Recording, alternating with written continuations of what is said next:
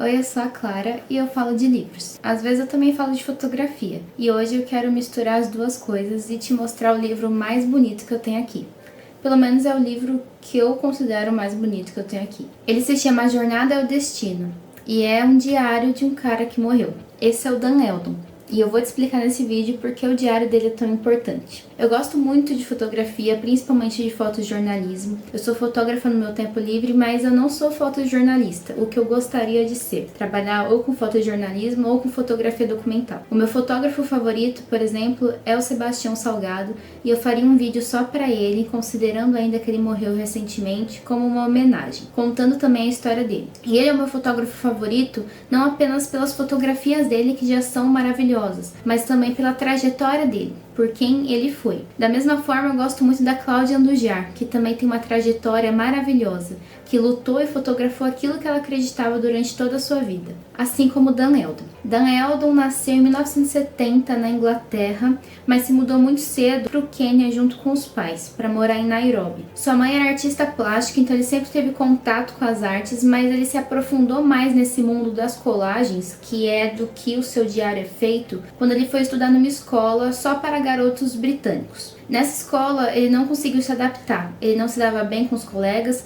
ele não se dava bem com os professores, ele não entendia o que ele tinha que estudar, o porquê ele tinha que estudar daquela forma e tirar boas notas, ele se questionava muito. E foi nessa época que ele se dedicou às colagens e começou a fazer seus diários.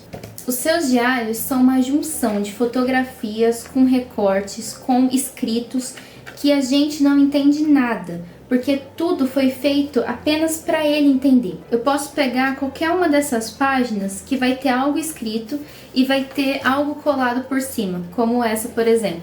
Ele fazia isso justamente para que ninguém lesse depois o seu diário. Eu duvido que ele achou que isso seria publicado. E até hoje eu fico estudando o que ele escreveu e tentando entender em que contexto isso daqui estava inserido. Nessa mesma época em que ele ainda estava infeliz na sua escola para garotos britânicos, ele conheceu o seu melhor amigo, que seria seu melhor amigo durante toda a vida, o Lengai. O Lengai tem uma fotografia aqui também, eu só preciso encontrar. Ele e o Lengai saíam para explorar Nairobi e conhecer a região. Esse é o Lengai. E o Dan fazia amizades tão facilmente que ele fez amizades com uma família da tribo Maasai. A mãe dessa família vendia artesanatos para ajudar a sustentar a casa.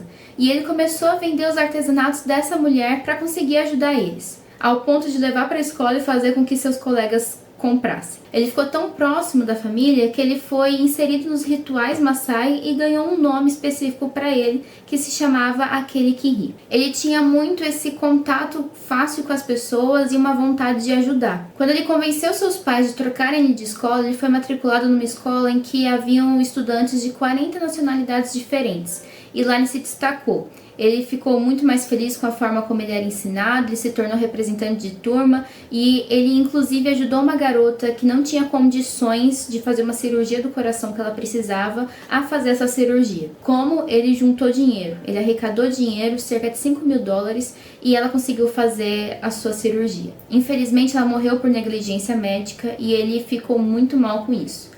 Eu acredito que esse foi um dos pontos de virada e um dos pontos decisivos na vida do Dan, porque a partir daí você vai ver uma série de ações dele para ajudar as outras pessoas. Quando ele se formou no colégio, ele e os amigos se reuniram para fazer uma viagem aos arredores do Quênia, conhecerem outros países da África. Toda essa viagem seria feita dentro do carro do Dan, o Desiree Safari.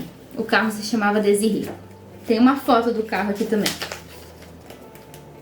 Eles entraram no carro, começaram a viajar e passaram por vários países como Moçambique, Zimbábue, até que eles foram parar no campo de refugiados do Malawi. Lá eles tiveram uma triste surpresa, né? Eles tiveram contato direto com a pobreza e com a fome, e eles prometeram voltar para o campo de refugiados com ajuda financeira e também ajuda de outras formas. Depois disso, cada um seguiu o seu caminho e o Dan acabou indo para a faculdade. Ele foi para Nova York, se não me engano, e ele estudou diversas coisas e em nada ele se adaptava.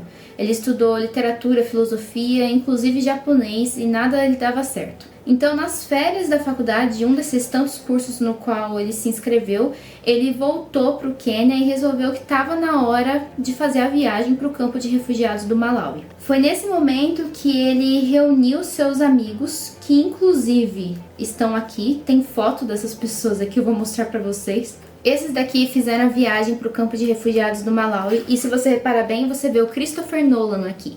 E eles fizeram essa viagem depois de arrecadarem $17 mil para o campo de refugiados. E como eles fizeram isso? Bom, aí que entra uma das importâncias do Dan Eldon na vida: o ativismo criativo. Hoje, a mãe do Dan tem um instituto em nome dele para financiar o ativismo criativo. Artistas que usam da sua arte para fazer ativismo, para agir de diferentes formas pelo mundo. O Dan, ele customizava camisetas e saía vendendo elas, ele fazia artesanatos e saía vendendo na praia, ele dava festas e cobrava a entrada. E tudo isso que ele fez foi para arrecadar dinheiro para o campo de refugiados do Malawi. Então ele e os amigos entraram em 2 carros, a Desiree 1 e um outro Jeep, e foram em direção ao campo de refugiados. Só que durante o caminho, eles perceberam que as coisas não estavam da mesma forma quando eles fizeram a primeira viagem cerca de 1 ano atrás. Eles perceberam que havia uma tensão no ar. Tem uma das cenas no filme A Jornada ao Destino, o filme sobre o Dan Eldon,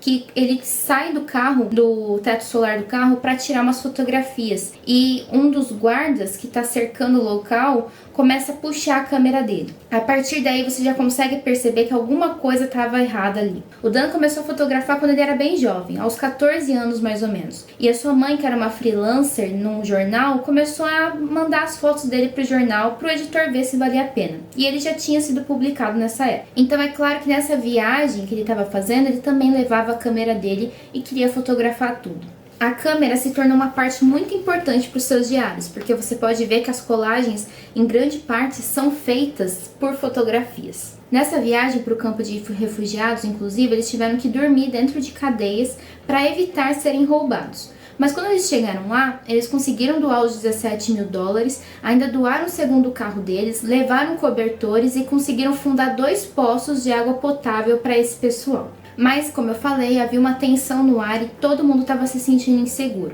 Os amigos resolveram voltar, mas o Dan falou que ele continuaria, e continuaria sozinho. Foi a partir daí que ele se tornou o fotojornalista que a gente conhece hoje. E eu digo fotojornalista que a gente conhece hoje porque, se você não conhece, eu vou te apresentar agora nesse vídeo porque eu acho que todo mundo deveria conhecer. Em certo momento, isso é mostrado no filme, o Dan chega numa praça na Somália.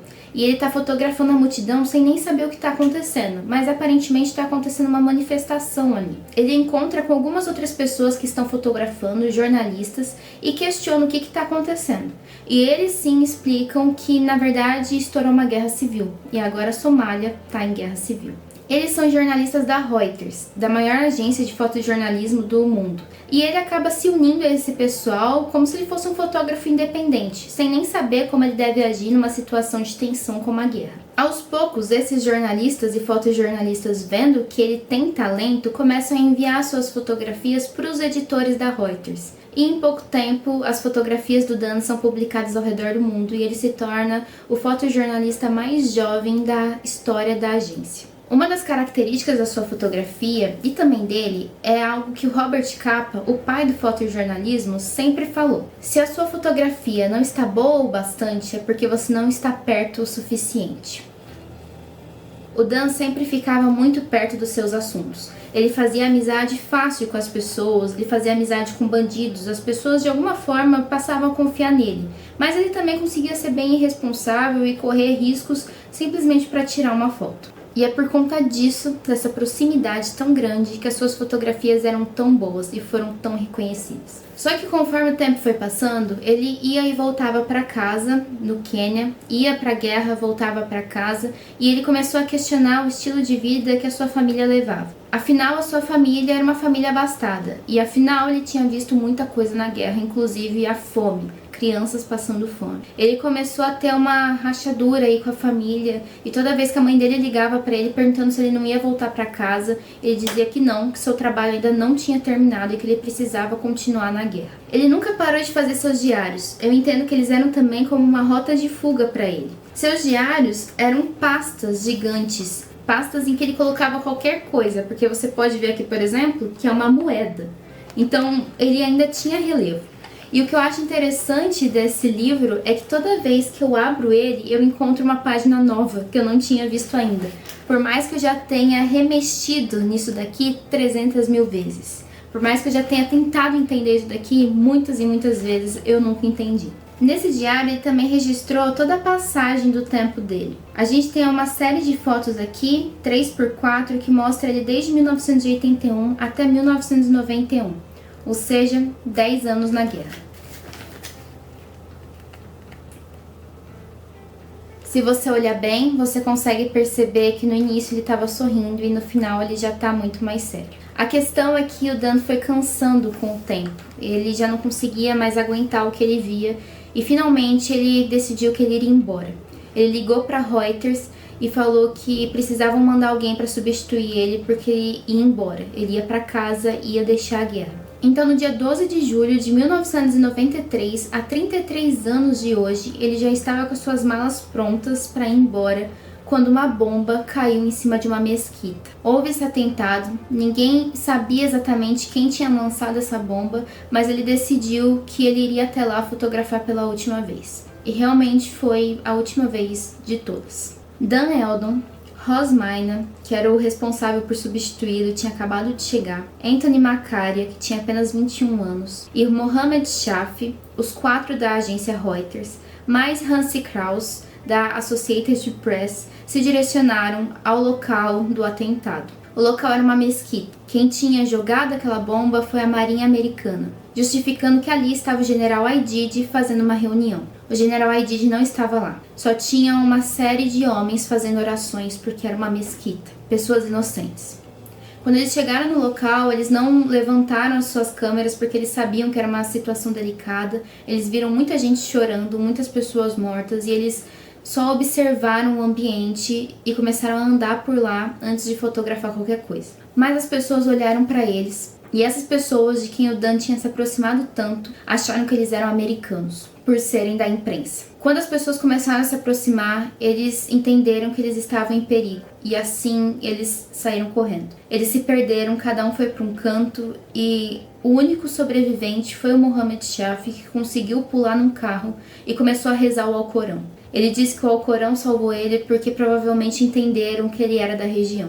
Em uma declaração que esse cinegrafista, Mohammed Shafee, deu há muitos anos depois, já que ele ficou anos sem falar sobre a situação, ele disse que achou que o Dan tinha sobrevivido, porque ele viu o colete dele jogado em algum lugar e pensou, o garoto é esperto, ele tirou o colete porque ele sabe que pesa e é muito ruim para correr. Mas na verdade Dan Eldon foi morto, apedrejado, aos 22 anos.